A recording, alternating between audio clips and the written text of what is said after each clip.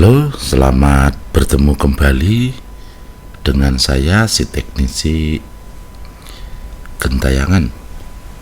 Nah, di hadapan kita ada HP Oppo A3s ya. Kasusnya kita cek IMEI 00.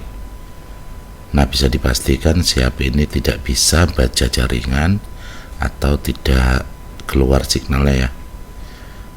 Kita lihat dari pengaturan untuk tipe si HP ini sendiri, tipenya tipe berapa ya. Nah, jadi ini pengakuan si pemilik HP-nya. Nah, di situ kita lihat Oppo A3s, RAM-nya 2, ROM-nya 16 GB ya, dan baseband versionnya unknown.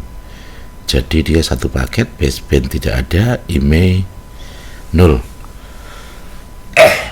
Nah, jadi pemilik HP ini awalnya dia mau ngupdate dari pembaruan sistem ya, lewat WiFi, dan selesai ya katanya. Jadi selesai diupdate dan di restart langsung tidak ada jaringan ya, email langsung tidak ada, baseband langsung hilang. Nah, untuk pengerjaannya sebelumnya kita copy dulu ke internal ya. Di sini saya menggunakan memori handphonenya, saya kopikan file chipnya ke sini. Jadi ini adalah file OTA JPH 1803 yang versi terbaru ya.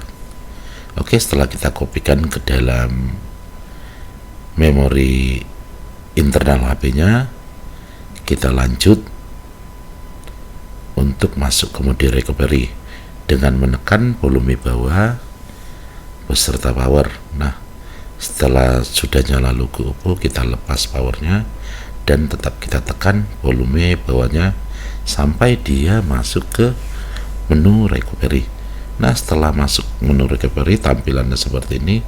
Kita pilih saja English dan kita install from internal, dan dimana firmware tadi kita kopikan ya. Langsung saja firmware yang kita kopikan tadi kita tekan dan installation packet yes atau oke. Nah, kita tunggu beberapa saat sampai si HP ini proses flashingnya selesai ya. Nah, jadi untuk yang update pembaruan lewat notif pembaruan menggunakan WiFi, bisa jadi ini karena bugs ya. Jadi atau ada komunikasi jaringan yang tidak sempurna antara si HP-nya. Jadi mungkin update-nya gantung-gantung atau tidak selesai, atau ada yang error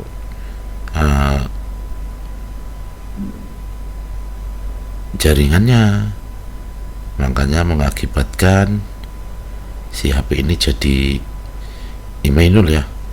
Ini banyak terjadi di Vivo atau di Oppo ya, sering terjadi seperti ini. Nah, jadi ini kita menggunakan memori internal. Tadi kita coba menggunakan memory card, dia tidak bisa baca ya. Mungkin karena sistemnya juga error kali ya. Harusnya untuk tipe A3s ini dia masih support baca memory card lewat recovery ya. Nah, tapi karena si handphonenya masih dalam keadaan nampil menu, jadi bisa kita kopikan filenya ke dalam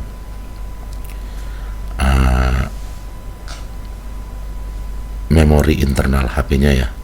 Nah, untuk proses flashing ini sendiri dia tidak begitu lama ya, sekitar di 2 menit atau 3 menit. Kita tunggu sampai selesai.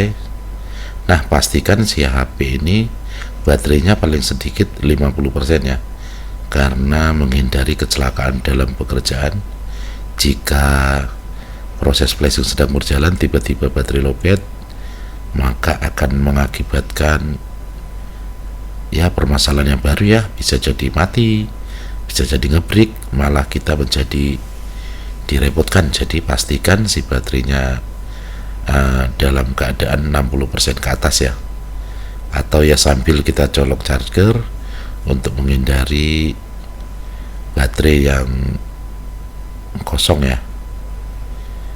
Nah, karena di sini tadi baterainya saya cas sampai di 80%, maka saya tidak menggunakan bantuan dari charger ya. Nah, di situ bisa kita lihat update, please wait, please don't do any other operation. Nah, sedang mengupdate, jangan melakukan apapun terhadap HP ini.